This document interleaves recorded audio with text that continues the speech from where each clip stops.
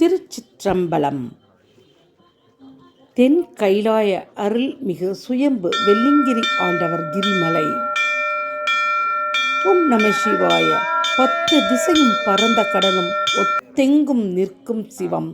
கொங்கு நாட்டின் மேற்கு தொடர்ச்சி மலை எல்லையின் இறைவன் சிவபெருமானின் திருவுருவமாய் விளங்குவது தென் கைலாயம் என்று போற்றப்படும் வெள்ளிங்கிரி மலையாம்.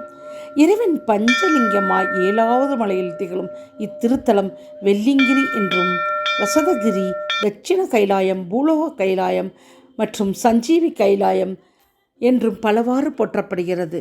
சிவபெருமானுக்கு மாறாக தக்கன் செய்த வேள்விக்கு தேவர்களும் முனிவர்களும் சென்றதால் இறைவன் சினந்து வேள்வியை அளித்தார். தேவர்களையும் முனிவர்களையும் சபித்தார். பின்பு தன் முகத்தை 5 கிரிகளாக கொண்டு கொங்கு நாட்டில் மறைந்தார். சாபம் நீங்க பெற்ற